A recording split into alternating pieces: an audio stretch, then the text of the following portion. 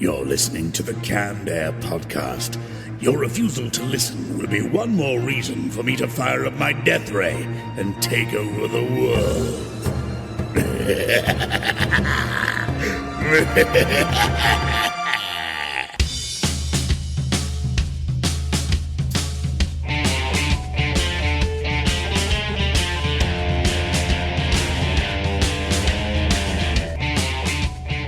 Hello, everyone, and welcome to another episode of the Canned Air podcast, a tribute to comics and pop culture. I'm Randy Hardenbrook, and I'm excited. I have a really awesome special guest today. Joining me this evening, I have award-winning author, attorney, professor, Pennsylvania Sports Hall of Famer, and martial arts grandmaster, Richard Sand. Richard, thank you so much for joining me this evening. Thank you, and good evening to you and your audience. Really looking forward to hearing just kind of the genesis of your career and about your books here in a few minutes. Before we get into that, check out our website and look at all our past episodes. Check out our merch page and contact us if you want to be a guest on our show. Also, if you like what you're hearing and want to throw a few dollars our way, check out our Patreon page. We have some exclusive content there, kind of do some radio dramas, some special episodes, just kind of see a little bit behind the curtain. Enough of the spiel here. Let's get on over to Richard. Thank you again for joining me, man. My pleasure, sir. With that entire string of your professional qualifications and everything, how did the genesis of your career start? Because, man, most of those attachments to your name are amazing. Thanks. They're all kind of connected in that they're my ways of dealing with a particular reality I find myself in from time to time. When I was a kid, I guess I was about 10, my older sister and brother had a friend, and what we used to do by way of entertainment, and this was before, you would go spend $800 on some computer game, and his name was Jimmy Orr. He went on to the Marine Corps. We used to walk around and narrate stories. Okay. And he would say, okay, I'm the captain and you're the sergeant. Oh, up on the ridge, you see those those are Apaches. And then we would, I don't know whether I'm allowed to say that, they were indigenous Native American people of the whatever. So, and I love to read and I love to write. And when I was in 9th grade, I entered some writing contests with high school seniors and I won. And I would make up stories to keep me sane in a very insane set of circumstances. And then when I went to college, which was at Temple University, I was truly blessed to have a professor, David Webster, who taught me that it was okay to be a guy and to love words.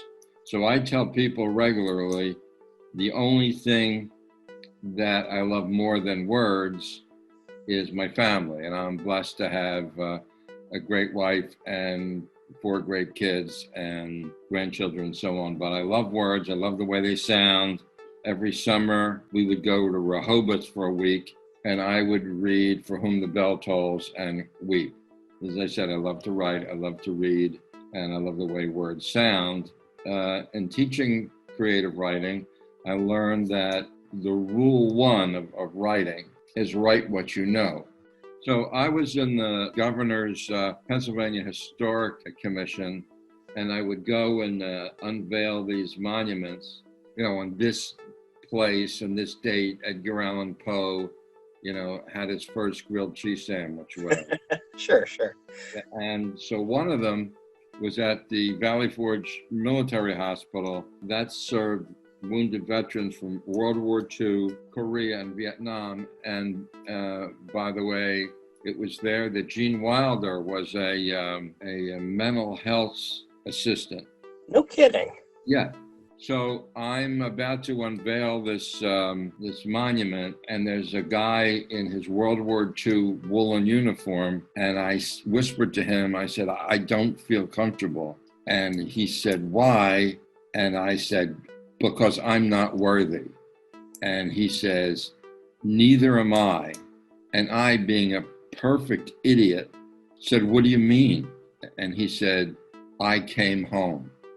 So for 70 years, he was carrying that guilt that he survived World War II. And then about a month later, I was asked to go to Edison High School, which is a black, white, Latino high school in North Philadelphia, which people who don't know better says it's a ghetto. It's only a ghetto when you don't live there. If you live there, it's a neighborhood. Right. It was about a high school that had 64 kids from this one high school killed in the Vietnam War. Mm-hmm. And that's the largest number ever. And so I interviewed folks and I interviewed survivors, veterans. The first person I interviewed was a woman, Dana Swift Plummer, and her brother was killed. And she said it wasn't Corporal James T. Swift who was killed in Vietnam on April 27th, 1970. It was my big brother. So I interviewed about 50 people. Everybody wept. I would get out to my car and then, would sit there frozen. And it's a tragedy in Vietnam and at home. And it's all about that everybody who goes and serves never gets over it.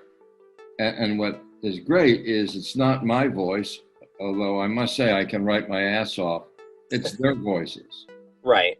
Yeah. And the book's available Amazon or BarnesandNoble.com or Walmart.com, or anybody who wants a copy, I will sign and send it free.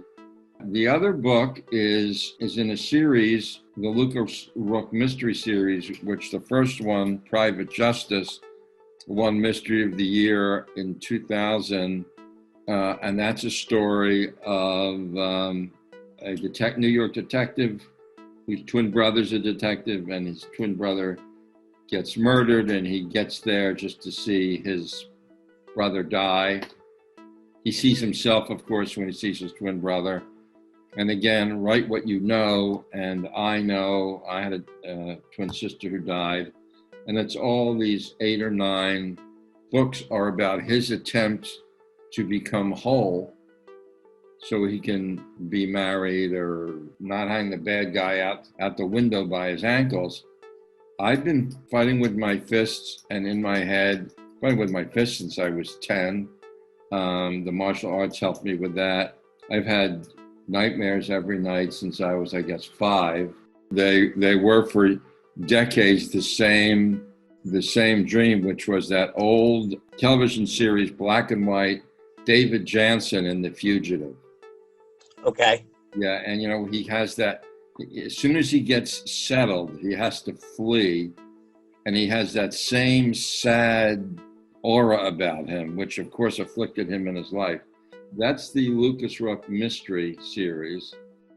And what's coming out in the spring, it's now in the Ingram catalog. And for those who don't know, Ingram is the largest distributor of books in the world, is the latest, the reiteration, the rejuvenation of the character Fu Manchu.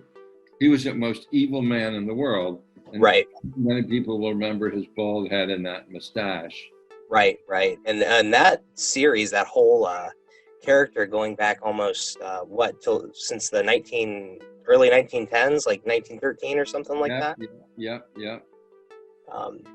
How amazing that you're able to kind of add to that series that spanned countless novels, comics, movies, radio dramas, and just kind of put your own stamp on that.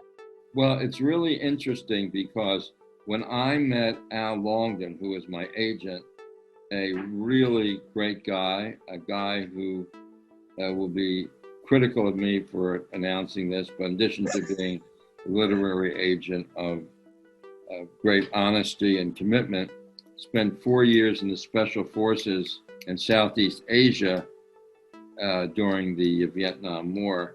When I met him and he was then working at Rights Unlimited, I said, "So what's your favorite book?" And he said, "Oh, Fu Manchu." And I said, "Let's do that." And it took some time to get permission from the Authors Guild in New York and the Society of Authors in London. And what I did is I made him modern day. The cover, as your fans will see, is a picture of this really Asiatic, terribly mean guy against New York skyline. But if anybody does a little bit of thinking, a little bit of homework, he was not Chinese at all. He was Manchu, and the Manchus were hired by the Han, the Chinese, to save them from the bad guys, and then wouldn't leave, and then were eventually thrown out by the revolution in China. So it's not an anti-Chinese story. Mm-hmm. And he, in fact, Fu Manchu, hates the Chinese. And what I did was to keep him alive, rather than using the chemicals that he uses, his potion, he uses his meditational vibrations. It sounds like a song by the Beach Boys. And that's how he stays alive. Okay. And in doing so, he crosses paths with a physicist, neurophysicist, psychiatrist from the University of Pennsylvania, who's based upon Doctors Reuben and Raquel Gore, who were the most famous neuropsychiatrists and neuropsychologists. And my son worked for them. My son, Jake, is an attorney. I've been an attorney for 50 years. I'll get it right one of these days. My oldest son was a director at Homeland Security for 10. Oh, wow. And my youngest is a screenwriter, and my daughter is raising two girls, which she does in her car. She raises them like with scraps, like wild animals. So she's busy, but MRIs are now used for all kinds of purposes, including as lie detectors. They're used in airports to tell who's bad guys. There's all kinds of stuff going on. Mm-hmm. And so Fu Manchu is doing his meditation, and this guy, this scientist, is doing his remote functional MRIs and starts picking up Fu Manchu's visage, his face. And Fu Manchu knocks him off, and his daughter, who's an adopted Chinese scientist, becomes the partner of Lucas Rook from the Lucas Rook mystery series. And they are the good guys who are after Fu Manchu. In the original Sax Romer, it was Dr. Nayland Smith and Nayland Smith and whoever, the doctor and the cop. So my doctor and cop are Lucas Rook, because everybody knows him if you've read the series, and the woman scientist, she's Chinese, so it's not xenophobic, which I always confuse with that instrument that has little metal tubes on it. You know the one? Yeah, the xylophone. Xylophone, yes. Yep. Not xylophone. It was Dr. Petrie and Nayland Smith. And so here it's Lucas Rook, Mai-Jen Barker. And Dr. Mai-Jen Barker is named after, may she rest in peace, this wonderful pediatrician that my young kids had. And you could come to her house at 2:00 in the morning if your kid had an earache. So, and each book is about a lesson, and it's about evil. In the book, I've updated it so we have the Chinese, in fact, owning the Waldorf Astoria as they do now, and reference is made to the plague.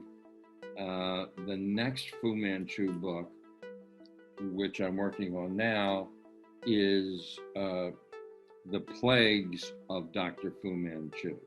Okay, so this is a follow-up to the Immortal Dr. Fu Manchu then. Yes. Okay. And I've gotten permission for that. And but you know, I have to do it myself. I have Right.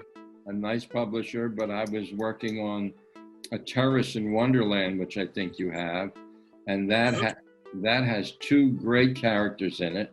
It has Lucas Rook, who's this rough, tough detective, kind of like Mike Hammer, you know, Mickey Spillane type character, and his neighbor is a blind supermodel, Grace Savoy, and he has a girlfriend who's a professor at literature at Princeton, and he's trying to, she says he takes her home and she won't let him in, and she puts her foot in the door, and he says, what's wrong? What's wrong? She said, I'm tired of going out for a glass of white wine and coming home with somebody's blood on my blouse.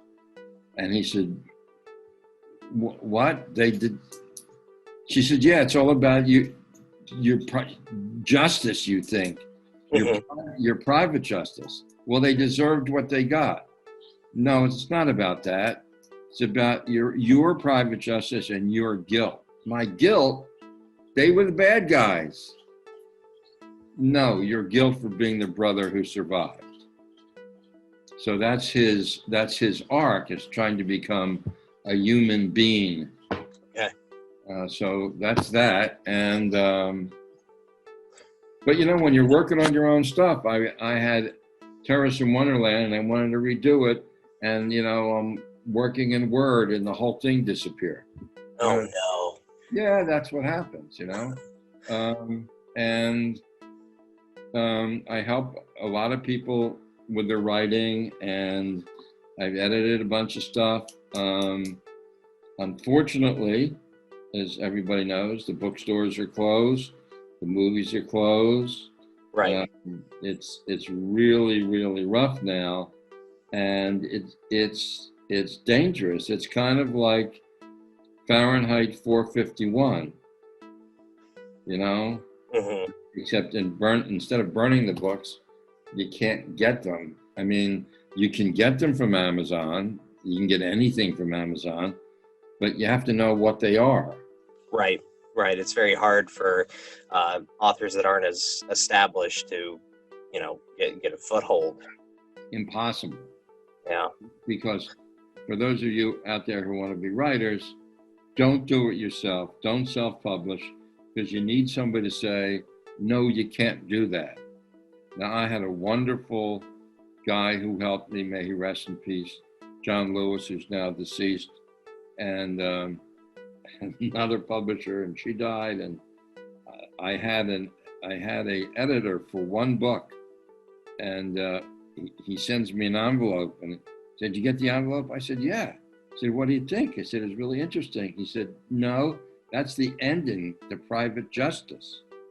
I said, "Dude, if I wanted you to write the ending, then the book would have your name on it, like James Patterson, you know." I was going to say, I wanted to circle back really quick to the Dr. Fu Manchu books. Yeah. You know, you had mentioned one's getting ready to come out, you're writing another, and you'd mentioned kind of the hoops you had to go through to get the permission to do that. Yeah. Were there any type of stipulations that were given to you, like you can only do this with this character, you have to do, I mean, were there any kind of like bylaws that you had to follow, or were you free to kind of explore and make the character your own? Well, the main issue are the lingering questions, and I don't have the answers, about visual representation, movies, television, and so on. Mm-hmm. So my agent Al Longan is working on that. We did have a number of discussions, because Fu Manchu's henchmen were always bad Muslims. Okay. You know, the dacoits, I mean, that's what they were. Right. And so in the beginning of Immortal Fu Manchu, it starts with the Achille Lauro, which, if people don't remember, happened in our lifetime, and a bunch of terrorists grabbed a cruise ship, killed a bunch of people, threw the guy in the wheelchair overboard and killed him. And then there was a big to-do between the Italians and the British and what they were going to do with the bad guy. So there was discussion with that, and I said, well, I'm not doing anything that hasn't been done before, and they're bad guys. So the fact that they were Muslim bad guys, they were Muslim bad guys. That's not to say that all Muslims are bad guys. Right. You were just staying historically accurate to, the series. Right. And, at the end of the book where, when he threatens Fu Manchu, and Fu Manchu threatens Lucas Rook, he says, and my shadow shall forever be upon you. He's a bad guy. And, but so were the Manchus. I mean, they killed hundreds of thousands of people, and they were the guys who made the indigenous Chinese wear those pigtails. Right. So, now, as I updated the Immortal Fu Manchu, I have, Premier Xi is in it. He grew up, and his father was cast aside by the party, and he had to live in a cave. So they're in it, and the new one, which I started, is going to be is the Plagues of Fu Manchu, and I've been very involved in politics for a long time, but it's really kind of dirty to mix prose and politics. I mean, it can be done. I would say, many people say Charles Dickens was the best detective writer, and that was politics and prose. But I try and keep them separate. Yeah, you almost have to anymore, unfortunately. Right. You had mentioned, using your kind of martial arts background to help kind of with your creative process and focus. As a writer, and I have the utmost respect for you guys, comic book artists, stuff like that, people in that field, just trying to create something. What's kind of your creative process? Like, what do you do when you get writer's block, or when you're trying to really focus and get something typed out? Well, there's a couple interesting things about my process. One is, people say, is it hard for you to write? And I say no. The hard thing for me is not writing, because if I pick up the pen, they're all there. Jumpy Ames, who's a snitch, and Luke deals with him, is in it, and there's a character in all the Lucas Rook books, Sid Rosen, who has a garage and is kind of like Stein from Lord Jim. So they're all there. They're all alive. So the hard part for me is to not write. But, it's interesting, and it's a challenge for me. And people say, oh, Richard Sand. Yeah, he's the guy who ran the governor's race. No, not him. I have this guy for creative writing at Philadelphia University. No, that's not there anymore. The martial arts guy. He had all the chain of schools. He was a bodyguard. No, not that guy. The lawyer. No, not him. So now that and it's hard to tell because I inject myself with ample steroids. I'll be soon 78. And so what I do is, get up at 4:30, feed the chickens, walk the dogs, and set some writing time aside, and you just do it. When stuff got lost in the computer, it's very sad. Right. But I remember, I also have three really important nonfictions other than Edison 64. Two are the official handbook of diplomatic, the complete handbook of diplomatic and something social protocol, and it's called the Red Book, and it's the book that's used in dealing with the United States government and businesses where you sit people, and I was at some convention and I met this woman and she had this book, and I said, well, that's really great. And she said, well, I'm going to retire. I said, well, what's going to happen to the complete handbook of diplomatic, official, and social usage? She said, I don't know. And I had taken my boys, my middle son, he wanted something to read during the summer, and I went to get him Ian Fleming, and the bookstore said, oh, they're all out of print. Well, if they're out of print, where's Rosa Klebb with that knife in her shoe, Right.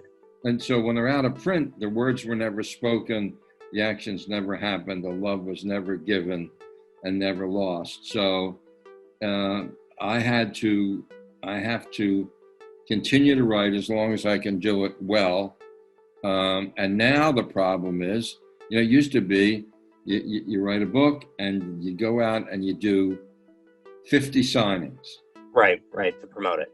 Right, and you sit there in the front of the store and you talk to everybody who comes in, and you sell maybe 20 books there, and you sell a couple thousand books, and your publisher is thrilled. Well, all the bookstores are closed.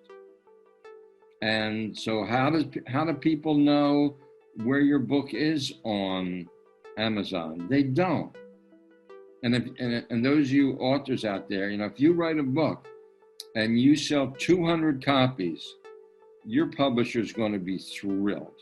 But at the same time, everybody I interviewed who had been to war has it with them every day. What the F?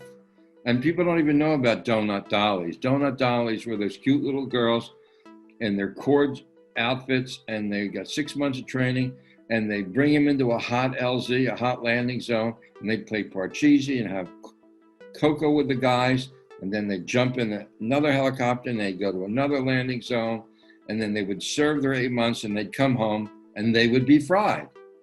Right. They would have nightmares every night. So we owe them our love and our support, and still right now, 22 men and women are committing suicide from PTSD in the United States every day. So there we go.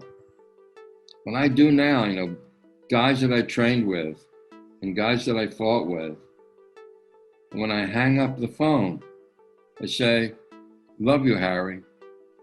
Pause. I love you too, man. Yeah. So that's what we have to do. And we have to be brave. And we have to do what you're doing. You're keeping us together. You're stringing us together. We celebrate and support those who went before us and gave us the freedom that we have. Like I said, I have nightmares every night, but boy, could I fight. So I continue to do that, and one way or another, and working on a couple books at the same time. I'm blessed, because the same way that you're doing what you're doing, I'm doing what I'm doing. That is, we're being tough.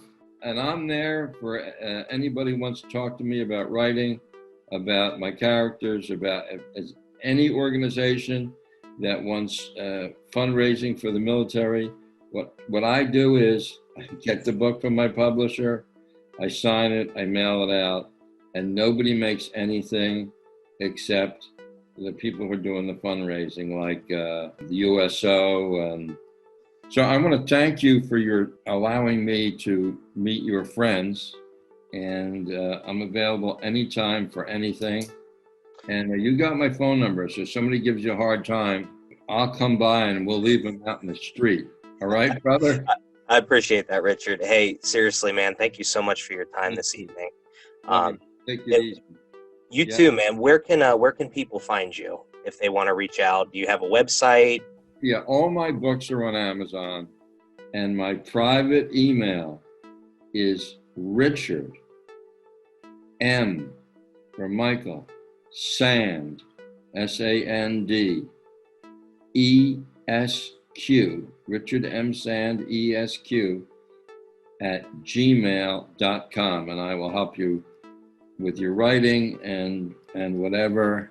Thank you, Randy. Thank you, Richard. And thanks everybody for tuning in tonight. So until next time, this is the Candor Podcast. I'm Randy Hardenbrook. I'm Richard Sand, and good evening. Have a great night, guys.